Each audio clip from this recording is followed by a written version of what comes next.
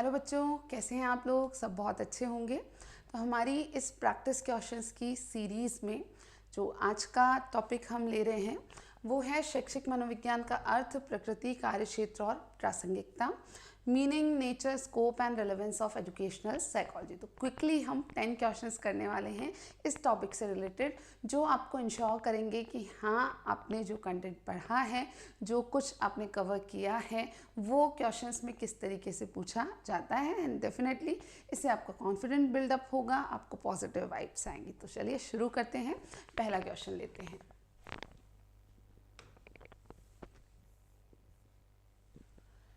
पहला क्वेश्चन है, शैक्षिक मनोविज्ञान का केंद्रीय बिंदु है, central point of educational psychology is. तो जब हम एजुकेशनल साइकोलॉजी पढ़ना शुरू करते हैं तो ये बात हम अच्छे से समझ जाते हैं कि वास्तव में ये जो सब्जेक्ट है उसका सेंट्रल पॉइंट या मुख्य बिंदु सिर्फ एक ही है, बाकी सब चीज़ें उसी के इर्द गिर्द होती है। देखिए ऑप्शन क्या दिए हैं। पहला है गुड टीचर, अच्छा शिक्षक, दूसरा है चाइल्ड, बच्चा, तीसरा है टीचिंग या शिक्षण, और डी है स्कूल। ठीक है, तो इन सब में से किसे हम सेंट्रल पॉइंट कंसीडर करते हैं? सो बिल्कुल बहुत ही आसान सा क्वेश्चन था। आंसर यहाँ हमारे पास आता है बच्चा। अब चाइल्ड लिखा हो, बच्चा लिखा हो या छात्र लिखा हो, स्टूडेंट लिखा हो, प्यूपिल लिखा हो, एक ही बात है। तो बिल्कुल क्लियरली आपको याद रखना है कि शिक्षा मनोविज्ञान के लिए जो सेंट्रल पॉइंट है, या हम कहें कि शिक्षा मनोविज्ञान जो विषय है वो किसके इर्द गिर्द है, तो भाई बच्चे को इसमें ध्यान रखा जाता है, स्टूडेंट को ध्यान रखा जाता है। स्टूडेंट की लर्निंग, स्टूडेंट के लिए स्कूल कैसे चलने चाहिए, स्टूडेंट के लिए टीचर को कैसे इफेक्टिव टीचिंग करानी है, सारी चर्चा उसके इर्द गिर्द ही होती है। ठीक है, तो क्वेश्चन नंबर 2 पे चलते हैं हम लोग। क्वेश्चन नंबर 2 है, शैक्षिक मनोविज्ञान के बारे में निम्नलिखित में से कौन सा कथन सत्य नहीं है? Which of the following statement is not true about educational psychology. तो 4 स्टेटमेंट दिए हैं और आपको देखना है कि इनमें से कौन सा स्टेटमेंट सही नहीं है। तो ऑब्वियसली 3 स्टेटमेंट यहाँ सही है और एक गलत है। आइए देखते हैं। पहला है, it is an applied branch of psychology. यह मनोविज्ञान की अनुप्रयुक्त शाखा है। तो इज इट ट्रू? बिल्कुल, ये एक अप्लाइड ब्रांच है, एक अनुप्रयुक्त शाखा है, तो ये कथन तो सही है। सेकेंड स्टेटमेंट है, it is scientific study of human behaviour in educational situation, यानी यह शैक्षिक स्थिति में मानव व्यवहार का वैज्ञानिक अध्ययन है। जब हम साइकोलॉजी को डिफाइन करते हैं, मनोविज्ञान को, तो हम कहते हैं कि ये व्यवहार का वैज्ञानिक अध्ययन है। लेकिन अब उस साइकोलॉजी की अलग अलग ब्रांचेज हैं, शाखाएं हैं, जो विशिष्ट स्थितियों में मनोविज्ञान को लागू करती हैं या व्यवहार का अध्ययन करती हैं। जब शैक्षिक परिस्थिति में व्यवहार का वैज्ञानिक अध्ययन किया जाता है या शैक्षिक परिस्थिति में व्यवहार से संबंधित सिद्धांतों को लागू किया जाता है, तो उसे ही हम कहते हैं शैक्षिक मनोविज्ञान या शिक्षा मनोविज्ञान। तो ये स्टेटमेंट भी बिल्कुल सही है। स्टेटमेंट नंबर सी है, भौतिक विज्ञान की तरह एक प्राकृतिक विज्ञान है। तो ये तो हम जानते हैं कि हाँ, साइकोलॉजी इज अ साइंस, ये एक विज्ञान है। हमने देखा कि ये वैज्ञानिक अध्ययन करता है, लेकिन क्या ये स्टेटमेंट सही है कि यह भौतिक विज्ञान की तरह एक वैज्ञानिक विज्ञान है? इंग्लिश में देखिए, it is a natural science like physical sciences. तो यहाँ कुछ डाउट हुआ होगा आपको भी। पहले डी ऑप्शन देख लेते हैं और फिर हम डिसाइड करेंगे। डी है, it is limited in comparison to psychology. यह मनोविज्ञान की तुलना में सीमित है। तो ये स्टेटमेंट समझना बहुत ज़रूरी है। कैसे कि साइकोलॉजी अपने आप में एक वास्ट सब्जेक्ट है, बड़ा सब्जेक्ट है, उसके बहुत सारे ब्रांचेस हैं, अलग अलग शाखाएं हैं, जैसे क्लिनिकल साइकोलॉजी, नैदानिक मनोविज्ञान, सोशल साइकोलॉजी, सामाजिक मनोविज्ञान, एजुकेशनल साइकोलॉजी जिसको हम शिक्षा मनोविज्ञान कहते हैं। ऐसे ही there are many more branches, जैसे कई सारी शाखाएँ हैं मनोविज्ञान विषय की। अब ये स्टेटमेंट क्या लिखा है? That it is limited in comparison to psychology. मनोविज्ञान की तुलना में शिक्षा मनोविज्ञान सीमित है। तो निश्चित ही एक विषय जिसकी कई सारी शाखाएं हैं, उसमें से एक शाखा है ये वाली, यानी शिक्षा मनोविज्ञान। तो मनोविज्ञान की तुलना में तो शिक्षा मनोविज्ञान का क्षेत्र सीमित ही होता है। तो ये स्टेटमेंट भी सही है। तो यहाँ कौन सा स्टेटमेंट गलत है वही अपना आंसर बन जाता है। स्टेटमेंट सी यहाँ गलत है, वही हमारा आंसर है। क्यों गलत है तो ये भी डिस्कस कर लेते हैं। यह भौतिक विज्ञान की तरह एक प्राकृतिक विज्ञान है। आपको ध्यान रखना है कि मनोविज्ञान वैज्ञानिक तो है, एक विज्ञान तो है, परंतु यह भौतिक विज्ञान की तरह प्राकृतिक विज्ञान नहीं है। भौतिक विज्ञान किन्हें कहते हैं? जो भौतिक जगत का अध्ययन करते हैं, जैसे फिजिक्स है, केमिस्ट्री है, बॉटनी है, जूलॉजी है, ये सारे सब्जेक्ट आप जानते हैं। तो इन विषयों में भौतिक जगत से संबंधित वस्तुओं का, प्राणियों का अध्ययन किया जाता है। लेकिन जब हम बात करते हैं मनोविज्ञान की, तो यह भौतिक विज्ञान या प्राकृतिक विज्ञान की प्रकृति वाला नहीं है। ये कैसा है? सामाजिक विज्ञानों की श्रेणी में शामिल है, यानी सोशल साइंसेज में इसे शामिल किया जाता है। दूसरी बात, इसकी एक विशेष प्रकृति है। इस कारण इसके लिए आपको जो शब्द याद रखना है वो क्या है कि यह व्यवहारात्मक विज्ञान है। It is a behavioural science. इसकी विशेष प्रकृति है, व्यवहार का वैज्ञानिक अध्ययन करता है, इसलिए ये कैसा साइंस है? बिहेवियरल साइंस है। तो ये स्टेटमेंट जहाँ लिखा गया था कि it is a natural science like physical sciences, यानी गणित, भौतिकी या रसायन शास्त्र की तरह ही गणित, भौतिकी या रसायन शास्त्र की तरह ही मनोविज्ञान भी एक प्राकृतिक विज्ञान है। यह सत्य नहीं है। क्यों सत्य नहीं है? क्योंकि जो भौतिक विज्ञान के विषय होते हैं वो पूर्णतः सार्वभौमिक यानी यूनिवर्सल नियम बताते हैं, जबकि मनोविज्ञान के नियम इतने यूनिवर्सल यानी उतने सार्वभौमिक नहीं हो सकते। तो चलते हैं क्वेश्चन नंबर 3 पर। क्वेश्चन नंबर 3 है, शैक्षिक मनोविज्ञान में निम्नलिखित में से कौन सबसे महत्वपूर्ण है? Which of the following is most important in educational psychology? Option A learning process यानी सीखने की प्रक्रिया। ऑप्शन बी टीचिंग मेथडोलॉजी यानी शिक्षण पद्धति। ऑप्शन सी टीचिंग स्किल्स यानी शिक्षण कौशल। और ऑप्शन डी स्टूडेंट यानी विद्यार्थी। तो बिल्कुल ये पहले क्वेश्चन को ही दूसरी तरीके से घुमा करके पूछा गया है। आपसे सीधा सीधा पूछा जाए कि शिक्षा मनोविज्ञान का केंद्र बिंदु कौन है, फोकस कौन है, या शिक्षा मनोविज्ञान में सबसे अधिक महत्व किसे दिया जाता है? आपको याद रखना है कि आंसर स्टूडेंट या चाइल्ड यानी बालक या छात्र ही होगा। क्वेश्चन नंबर 4 की तरफ चलते हैं। क्वेश्चन नंबर 4 है, निम्नलिखित में से कौन शैक्षिक मनोविज्ञान का हिस्सा नहीं है? Which of the following is not a part of educational psychology? 4 चीज़ें हैं। एक, शिक्षार्थी का विकास, लर्नर्स डेवलपमेंट। बी, शिक्षक का व्यवहार, टीचर्स बिहेवियर। सी, प्राचार्य की अपेक्षाएं, प्रिंसिपल्स, एक्सपेक्टेशन। और डी है लर्निंग एप्लीकेशन यानी सीखने के अनुप्रयोग। बेटा यहाँ जो क्वेश्चन है पहले ये फाइंड आउट करो कि किस टॉपिक से है। तो ये क्वेश्चन है स्कोप ऑफ एजुकेशनल साइकोलॉजी से, यानी शिक्षा मनोविज्ञान के क्षेत्र से संबंधित है। अब ये क्षेत्र या स्कोप जब आप पढ़ते हैं तो आपको पता चलेगा कि शिक्षार्थी का या बालक का विकास इसमें शामिल है, अध्यापक के व्यवहार को भी इसमें शामिल किया जाता है, और सीखने के अनुप्रयोग जो हैं, एप्लीकेशंस जो है वो भी इसमें शामिल होते हैं। लेकिन प्रिंसिपल्स, एक्सपेक्टेशन यानी प्राचार्य की अपेक्षाएं इसमें शामिल नहीं है। तो आंसर होता है यहाँ पर सी। क्वेश्चन नंबर 5 की ओर चलते हैं।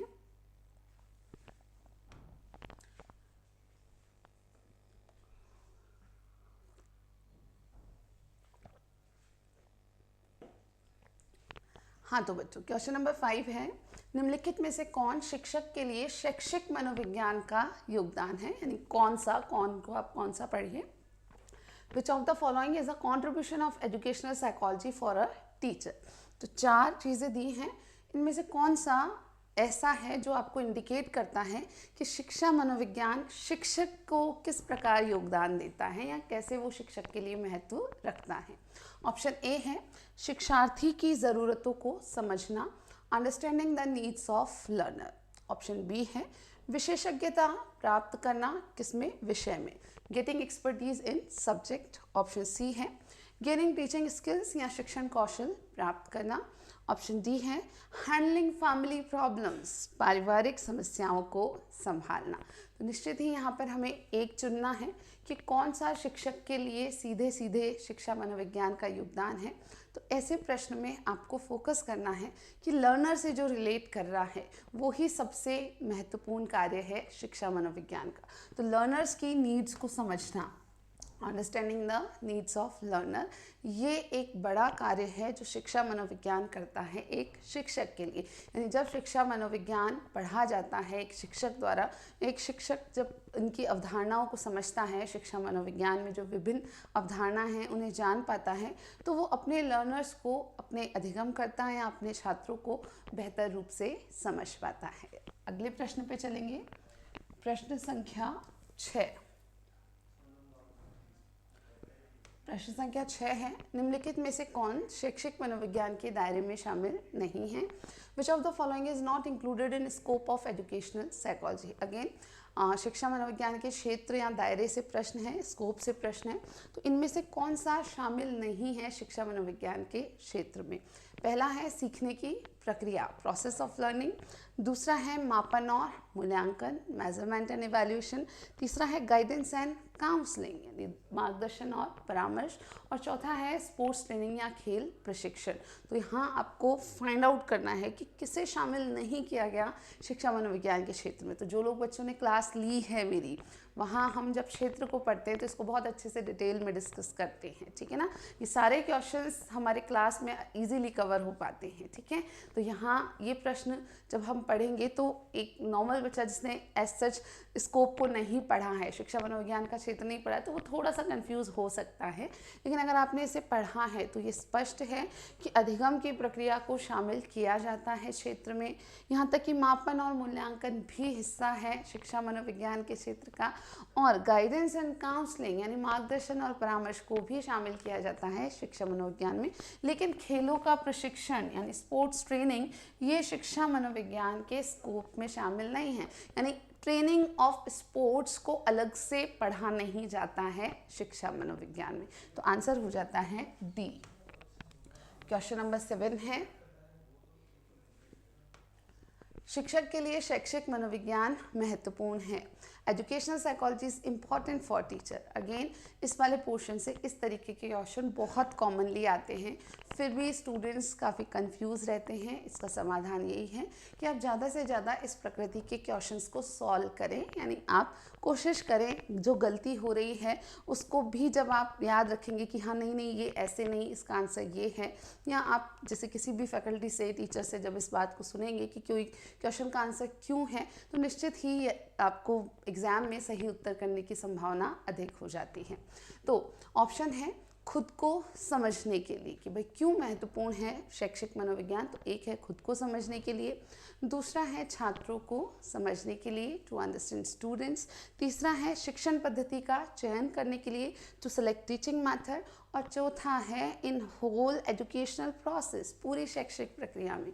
तो बिल्कुल आपको याद रखना है कि एक शिक्षक के लिए शिक्षा मनोविज्ञान खुद को समझने में भी सहायक है, स्टूडेंट्स को समझने के लिए तो हेल्पफुल है ही है, यहाँ तक कि शिक्षण पद्धति का यानी उचित शिक्षण पद्धति का चयन करने के लिए भी सहायता करता है।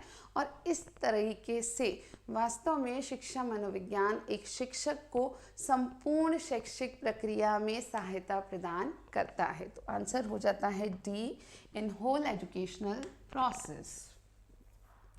8वां प्रश्न है, निम्नलिखित में से कौन सा कथन सत्य नहीं है? ऑप्शन ए है educational psychology uses the principles and theories of learning. शैक्षिक मनोविज्ञान सीखने के सिद्धांतों और सिद्धांतों नहीं है, सिद्धांतों का उपयोग करता है। ऑप्शन बी है शैक्षिक मनोविज्ञान शिक्षार्थियों को समझने में शिक्षक की सहायता करता है, यानी educational psychology helps teachers in understanding learners. तीसरा यानी सी ऑप्शन है शैक्षिक मनोविज्ञान हमें कक्षा की समस्याओं के प्रबंधन के बारे में नहीं बताता है, that educational psychology does not tell us about managing classroom problems. And D है educational psychology is not limited to classroom, यानी शैक्षिक मनोविज्ञान कक्षा तक सीमित नहीं है। और आपको पता करना है कि कौन सा कथन सत्य नहीं है। तो बिल्कुल जो सी ऑप्शन है वहाँ आपको जब ध्यान से पढ़ रहे हो तो एक गड़बड़ नज़र आ रही है। लेकिन पहले हम ए से शुरू करते हैं। ए था कि शैक्षिक मनोविज्ञान सीखने के सिद्धांतों का उपयोग करता है। हाँ, क्योंकि मनोविज्ञान की एक शाखा है शिक्षा मनोविज्ञान, तो एक अनुप्रयुक्त शाखा है, ये भी हम जानते हैं। तो मनोविज्ञान में अधिगम को, लर्निंग को डिटेल में पढ़ा जाता है और अधिगम के सिद्धांत को उपयोग लिया जाता है, लागू किया जाता है शिक्षा मनोविज्ञान में। दूसरा था शैक्षिक मनोविज्ञान शिक्षार्थियों को समझने में सहायता करता है। ये तो हम कई बार डिस्कस कर चुके हैं। बिल्कुल ये हेल्पफुल है अपने लर्नर्स को समझने के लिए। लेकिन ये बात यानी शैक्षिक मनोविज्ञान हमें कक्षा की समस्याओं के प्रबंधन के बारे में नहीं बताता है। ये बात गलत है, क्योंकि शैक्षिक मनोविज्ञान हमें कक्षा की समस्याओं के प्रबंधन में भी सहायता करता है कि क्लासरूम में टीचर जो प्रॉब्लम फेस कर सकते हैं उनके एक समाधान में सहायक होता है शिक्षा मनोविज्ञान। यानी जो शिक्षक शिक्षा मनोविज्ञान को उचित प्रकार से समझ पाते हैं वो कक्षा की समस्याओं को बेहतर रूप से हल कर पाते हैं। और डी ऑप्शन था कि शैक्षिक मनोविज्ञान कक्षा तक सीमित नहीं है। बिल्कुल ये कक्षा तक ही सीमित नहीं है, ये संपूर्ण शैक्षिक प्रक्रिया को संदर्भित करता है और शिक्षा या सीखने की प्रक्रिया सिर्फ कक्षा में ही नहीं होती है। चलिए प्रश्न संख्या 9 पे चलते हैं। ये प्रश्न है कि एक शिक्षक को शैक्षिक मनोविज्ञान का अध्ययन करना चाहिए ताकि वह A teacher should study educational psychology so that he or she, option A, can influence students easily, यानी छात्रों को आसानी से प्रभावित कर सके। दूसरा है can conduct experiments, प्रयोग कर सकते हैं। तीसरा है can make teaching more effective, यानी शिक्षण को अधिक प्रभावी बना सकते हैं। एंड डी है all of these। तो हो सकता है पहली नज़र में जो बच्चे ध्यान से ना पढ़ रहे हो आपको लगे कि आंसर ऑल ऑफ दीज होगा, लेकिन साइकोलॉजी में क्वेश्चंस को बहुत गौर से पढ़ना है और हर ऑप्शंस पर चिंतन करना है। ठीक है, प्रश्न पूछा था कि एक शिक्षक को शैक्षिक मनोविज्ञान का अध्ययन करना चाहिए ताकि वह, तो भाई क्या छात्रों को इन्फ्लुएंस करना, प्रभावित करना काम है टीचर का? ये बात अलग है कि हाँ अध्यापक का प्रभाव पड़ता है, ठीक है, छात्रों पर स्वतः ही एक प्रभाव पड़ता है, लेकिन क्या आप अपने स्टूडेंट्स को इन्फ्लुएंस करने के लिए क्लासरूम में जाते हैं या उनके ओवरऑल डेवलपमेंट के लिए काम करते हैं, उनको लर्निंग के लिए काम करते हैं? बिल्कुल, एक टीचर स्टूडेंट्स की लर्निंग के लिए डेडिकेटेड होता है, एक टीचर स्टूडेंट्स के होलिस्टिक डेवलपमेंट के लिए डेडिकेटेड होता है। वो उन्हें प्रभावित नहीं करना चाहता है कि बस मुझसे प्रभावित रहें, बस मेरा ही नाम जपते रहें, इतना काफ़ी है, नहीं, ये काफ़ी नहीं है। तो ये तो बिल्कुल शिक्षा मनोविज्ञान का कार्य नहीं है। दूसरी बात है कैन कंडक्ट एक्सपेरिमेंट्स। अब वास्तव में टीचर है, ठीक है, इट्स अ डिफरेंट थिंग कि हाँ सब्जेक्ट जिसका है, जैसे मान लो कोई बायोलॉजी का टीचर है वो अपने एक्सपेरिमेंट बायो के करके दिखाएगा बच्चों को, वो अलग बात है। लेकिन शिक्षा मनोविज्ञान पढ़ के आप प्रयोग करें, क्या ये एक्सपेक्टेड है? नहीं, ये एक्सपेक्टेड नहीं है। एक अध्यापक प्रयोग करने के लिए शिक्षा मनोविज्ञान पढ़ता है नहीं, ठीक है। उसके बाद शिक्षण को अधिक प्रभावी बना सकता है। अब क्योंकि ये दोनों गलत हैं तो ये तो आंसर हो ही नहीं सकता है, डी आंसर हो नहीं सकता। तो जो सी ऑप्शन है that is clearly right option कि वो अपने शिक्षण को अधिक प्रभावी बना सकता है यदि वह शैक्षिक मनोविज्ञान का अध्ययन करता है। तो राइट आंसर हो जाता है यहाँ पर सी। क्वेश्चन नंबर 10 है major functions of educational psychology for a teacher is, यानी एक शिक्षक के लिए शैक्षिक मनोविज्ञान के प्रमुख कार्य हैं। ऑप्शन ए शिक्षण रणनीतियों का ज्ञान देना, यानी giving knowledge of teaching strategies. Option B है शिक्षण के विभिन्न पहलुओं के प्रति अंतर्दृष्टि विकसित करना, यानी developing insight towards different aspects of teaching.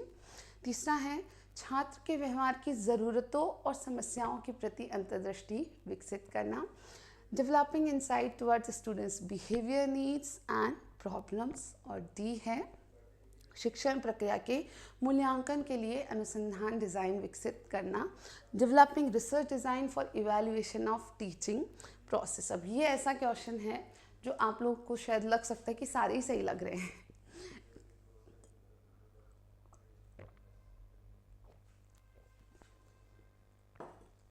लेकिन क्या सारे ही सही है? हमको एक चुनना है, ठीक है। प्रश्न है एक शिक्षक के लिए शैक्षिक मनोविज्ञान के प्रमुख कार्य या बेटर है का प्रमुख कार्य। क्योंकि हमको एक ही चुनना है। इनमें से कौन सा शिक्षा मनोविज्ञान का प्रमुख कार्य है शिक्षक के लिए? यहाँ आपको बेस्ट आंसर चूज़ करना होता है इस तरीके के प्रश्न में। जैसे शिक्षण रणनीतियों का ज्ञान देना, यानी यस इट इज़ ट्रू कि जब एक शिक्षक शिक्षा मनोविज्ञान पढ़ता है तो उसे टीचिंग स्ट्रेटजीज़ का ज्ञान भी मिलता है, लेकिन ये सबसे इम्पॉर्टेंट कंट्रीब्यूशन नहीं है। सबसे इम्पॉर्टेंट कंट्रीब्यूशन जो है वो लर्नर से रिलेट करता है। ठीक है, यहाँ लर्नर से क्या रिलेट करता है? ऑप्शन नंबर सी, छात्र के व्यवहार की ज़रूरतों और समस्याओं के प्रति अंतर्दृष्टि विकसित करना, यानी एक लर्नर जो है, एक स्टूडेंट जो है, उसकी किस प्रकार की आवश्यकताएं हैं, ज़रूरतें हैं और कैसी उसकी समस्याएं हो सकती है। अगेन लर्नर किस एज ग्रुप का है, उस एज ग्रुप की क्या कैरेक्टरिस्टिक्स होती हैं और उस एज ग्रुप की कॉमन प्रॉब्लम्स क्या हो सकती हैं, इस सब की समझ आपको देता है शिक्षा मनोविज्ञान। तो राइट आंसर यहाँ पे हो जाएगा सी। और इस प्रकार से हमारा आज का प्रैक्टिस क्वेश्चन का सेट कंप्लीट हो गया है और आप लोगों ने मुझे सुना, इसके लिए बहुत बहुत धन्यवाद। सो मैं डॉक्टर लकी आहूजा अब आप सबसे विदा चाहूँगी। अगर आपको ये हमारा प्रैक्टिस टेस्ट का जो सीरीज़ है ये पसंद आ रहा है तो प्लीज़ आप लोग कमेंट कीजिए, लाइक कीजिए और बोलिए कि हाँ मैम इसे कंटिन्यू रखिए, या जैसा भी आपको लग रहा है वो प्लीज़ बताइए। Okay, thank you, love you, bye bye.